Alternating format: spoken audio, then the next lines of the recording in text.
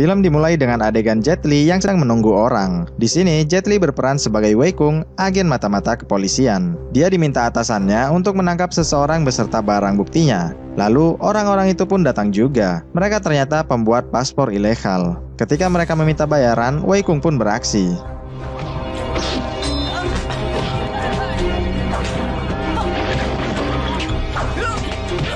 Wei Kung kemudian bergegas menuju ke tempat kompetisi anaknya, Xiaoku, sambil membawa tersangka dalam karung. Sesampainya di sana, tiba-tiba saja Wei Kung diserang oleh anak buahnya tersangka. Mereka bertarung.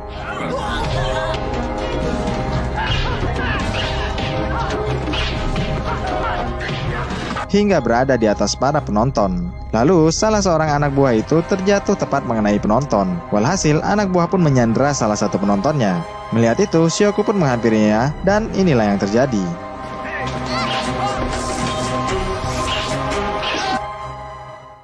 Keesokan paginya, kita diperlihatkan bagaimana rutinitas Wei Kung dan Xiaoku di pagi hari, mulai dari gosok gigi hingga latihan pernapasan. Wei Kung sengaja melatih ini pada Xiaoku, sebab latihan ini sangat berguna bagi seseorang yang sedang kekurangan oksigen, terutama saat musim dingin begini.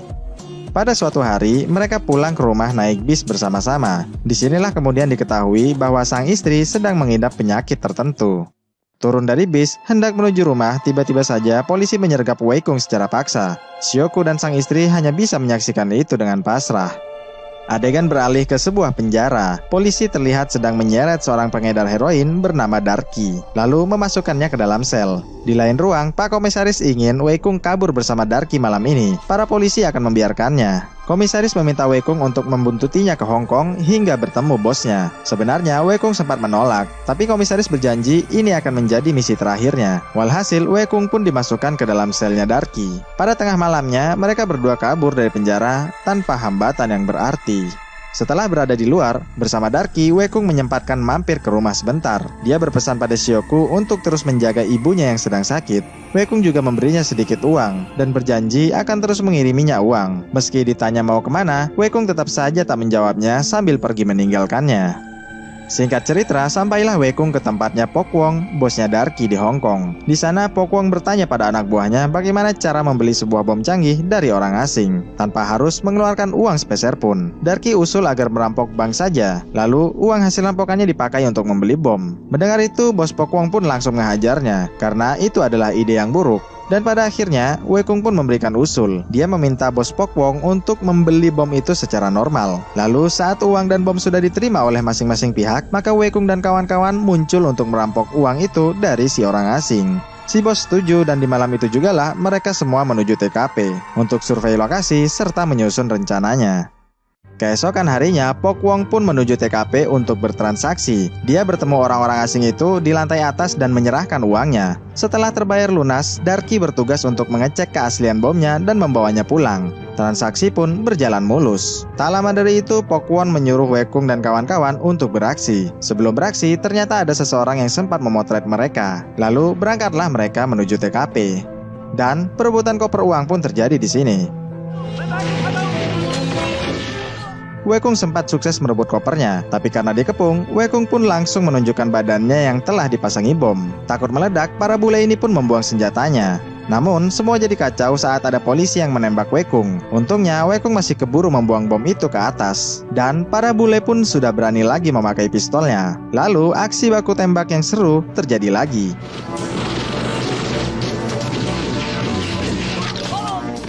Pok Wong mengambil kopernya dan membaur dengan warga. Sementara itu, Wei Kung menyandera seorang pria agar teman-temannya bisa kabur dengan tenang. Lalu, tiba-tiba saja sebuah mobil polisi datang ke arah Wei Kung. Ternyata, itu adalah inspektur polisi yang bernama Fong. Inspektur Fong menawarkan dirinya saja yang disandera dan meminta agar Wei Kung melepaskan temannya itu. Lantas, Wei Kung pun menerimanya dan bisa kabur dengan sangat mudahnya. Usai peristiwa itu, Inspektur Fong Yat mendapat foto si perampok sebelum beraksi. Informannya menyarankan agar Fong Yat menuju ke Polsek Cina saja demi mendapatkan informasi yang lebih. Setibanya di Cina, Fong Yat bertemu komisaris, tapi tentu saja komisaris mengaku tak tahu apa-apa.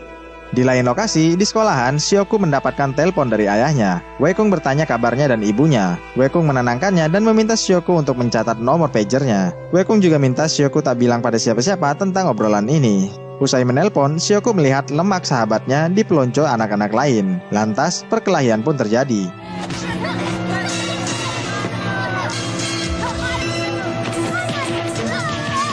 Shioku menghimbau pada pimpinannya agar tak mengganggunya lagi.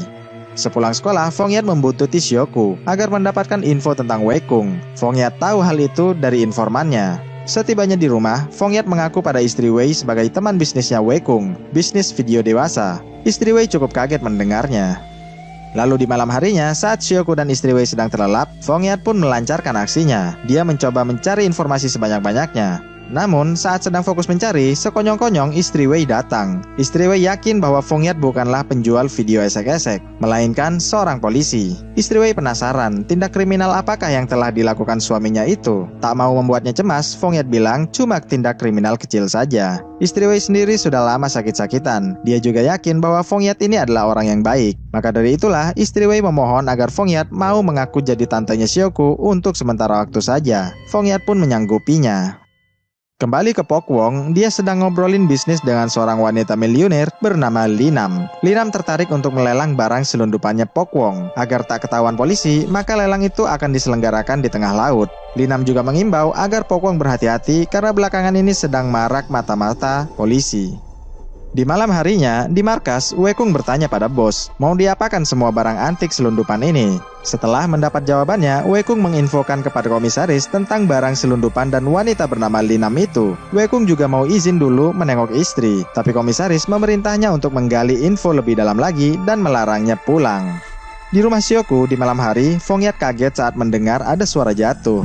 Ternyata istri Wei yang jatuh. Dia lemah tak berdaya karena memang tak pernah disuntik. Walhasil, Fongyat pun membawanya ke rumah sakit. Sambil terbaring lemah, istri Wei berpesan agar Fongyat mau menjaga Shioku dan memberikan surat ini pada Wei Kung. Mengetahui istri Wei sekarat, Fongyat pun memanggil Shioku. Istri Wei memberikan wejangan pada Shioku agar tak melupakan ayah ibunya. Dan pada akhirnya, istri Wei pun meninggal dunia.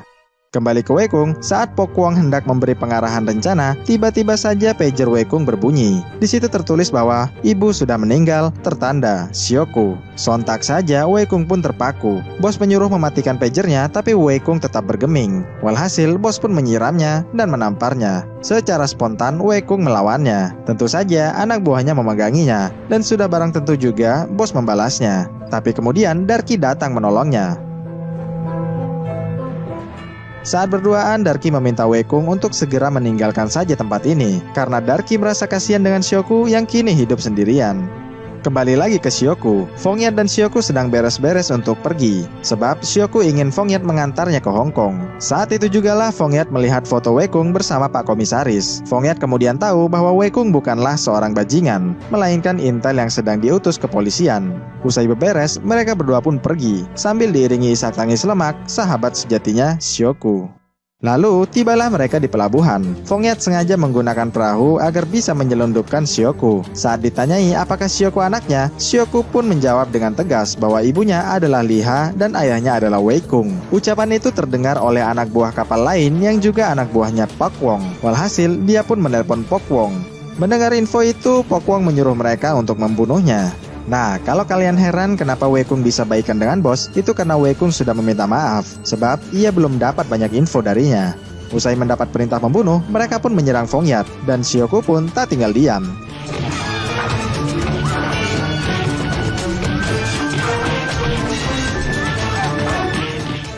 Akhirnya mereka menang dan pergi menuju Hong Kong. Di tengah perjalanan, Fongyat menduga bahwa ayahnya adalah seorang polisi. Tapi Fongyat meminta agar Shioku tak bilang pada siapa-siapa tentang identitas ayahnya ini. Tentu saja Shioku pun menyanggupinya. Setibanya di Hong Kong, Fongyat marah kepada temannya yang mempublis foto Shioku ke media Hong Kong. Bahkan berita itu sampai ke telinga Pokwong. Sementara itu, Shioku yang berada di rumahnya Fongyat melihat berita dirinya di TV. Shioku merasa dia dihianati oleh Fongyat. Lantas, Shioku pun kabur keluar rumah. Di waktu yang sama, Wei Kung dan Fongyat sedang berjalan menuju rumahnya Fongyat untuk menemui Shioku. Kemudian masuklah Wei Kung ke dalam rumah, tapi dia tak mendapati Shioku di sana. Melihat Wei Kung masuk, Fongyat pun mengejarnya untuk memberikannya surat wasiat sang istri. Fongyat juga bilang bahwa yang memberitahu Shioku ke media bukanlah dirinya. Tatkala merasa ada yang datang, Wei Kung pun langsung kabur keluar. Di tengah perjalanan, Wei Kung membaca surat istrinya itu, yang intinya adalah agar menjaga Shioku baik-baik dan percayalah pada Fongyat karena dia adalah orang yang baik. Di sisi lain, Sioku yang luntang-lantung di jalanan tiba-tiba dijemput oleh Pokwong. Dia ingin mengantarnya pada Wekung. Setibanya di markas, Wekung kaget melihat anaknya di situ. Si bos bertanya apakah Sioku ini adalah anaknya. Sudah pastilah, Wekung membantahnya. Seketika itu juga si bos membenturkan kepalanya ke meja. Wekung pun mencegah Darky yang ingin menolongnya. Saat si bos hendak menghajarnya lagi, Wekung langsung merebutnya. Wekung mencekik Sioku hingga terpejam. Lalu si anak buah mengeceknya. Ternyata Sioku sudah mati. Si bos pun menyuruh anak buahnya untuk melemparnya ke pusat pembuangan sampah. Setelah itu, Wekung dan bos pergi ke tempat hiburan malam. Wekung sempat mengabari Fongyat untuk mengambil Sioku di tempat sampah. Sepulangnya dari sana, Wekung beralasan sedang mabuk dan tak ikut mobil bosnya. Wekung langsung bergegas ke tempat sampah itu demi menolong Sioku. Namun, ternyata Pokwong ini tidak bodoh. Dia juga ke sana. Dia kecewa, tapi dia juga tetap ingin agar Wekung terus menjadi penjahat bersamanya. Tapi Wekung menolaknya, dan pertarungan sengit pun terjadi.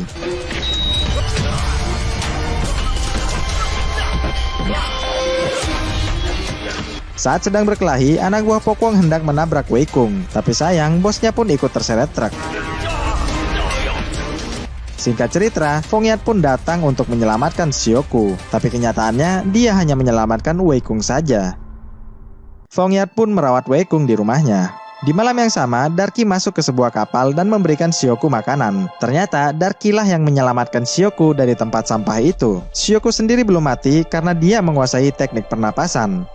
Keesokan paginya, Darky panik saat melihat di luar sana ada Pokwong dan anak buahnya. Walhasil, Darky pun menyuruh Sioku bersembunyi dulu di bawah air. Pokwong bertanya keberadaan Sioku sambil menghajar Darky. Tapi kali ini, Darky melawannya. Dia tak mau lagi dijadikan peliharaan dan ingin melindungi Sioku apapun yang terjadi. Lantas, bos pun menembak dadanya dan meninggalkannya. Melihat Darky yang masuk ke dalam air sambil berdarah, Sioku pun membantunya naik ke kapal lagi. Darky yang sekarat menyuruh Sioku untuk memberikan undangan lelang ini pada ayahnya. Darky juga memberikannya telepon genggam ini. Lalu Darky pun meninggal. Setelah itu Sioku mengabari ayahnya. Wekung pun menelpon nomor itu memakai teleponnya Fongyat. Setelah agak lama, Fongyat kembali ke kamar, tapi dia sudah tak mendapati Wekung di sana lagi. Fongyat pun memutar kembali rekaman telepon terakhirnya Wekung. Di situ diketahui bahwa Wekung akan menemui Sioku yang sedang berada di kapalnya Pokwong. Di tempat lain, Sioku mengintip Pokwong yang sedang memantau pemasangan 6 titik bom pada kapal pelelangan tersebut. Usai Pokwong pergi dari sana, Sioku pun melancarkan aksinya.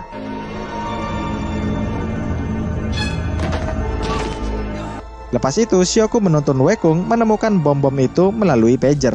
Di tengah penjinakan bom, mendadak baterai Sioku habis. Padahal masih ada satu bom lagi yang tersisa. Sementara itu, sesaat lelang baru saja dibuka oleh Linam, Pokwong langsung mengancam semua orang bahwa dia telah memasang bom di kapal ini. Pokwong meminta semua uang dari para peserta lelang itu. Sebagai bukti, Pokwong meledakkan satu bom yang ada di sakunya Linam. Lantas semua orang pun panik. Saat anak buah Pokwong datang untuk memukuli para pebisnis ini, Wekung pun beraksi. Wekung bilang pada Pokwong bahwa semua bomnya telah dia matikan. Dan benar saja, tak ada bom yang meledak saat Pokwong menekan tombolnya. Walhasil, Pokwong menyuruh anak buahnya untuk membunuh Wekung.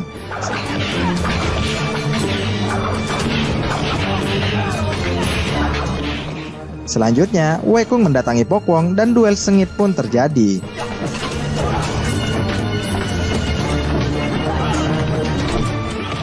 Karena kewalahan, kini dua anak buahnya ikut membantu.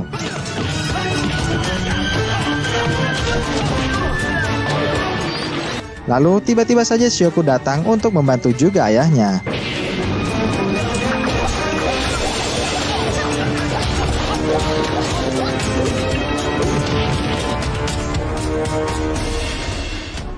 Kemudian datanglah Fongyat. Dia sempat menembak lengan Pokwong, tapi karena Pokwong mencekik Sioku, Fongyat pun melepaskan pistolnya.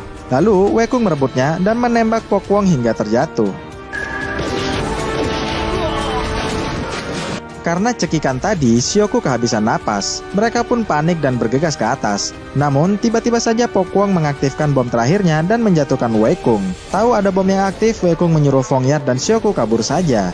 Singkat cerita, Wekung sukses menaklukkan Pokwong dan kabur sebelum bomnya meledak. Film diakhiri dengan adegan Shioku yang dinyatakan mati oleh dokter. Wei Kung panik dan berharap bahwa Shioku masih bisa hidup. Dan benar saja, tiba-tiba Shioku batuk air lalu terbangun lagi. Melihat itu, Fong Yat dan Wei Kung pun kegirangan. Lalu mereka pun jadi salah tingkah. Ya, itulah tadi akhir dari film My Father is a Hero. Adapun hikmah yang bisa diambil, sering-seringlah berendam muka di air kobokan, karena itu sangat akan membantu kalian dalam kondisi darurat. Ya, terima kasih telah menonton video ini sampai akhir dan sampai jumpa di video berikutnya ya. Bye!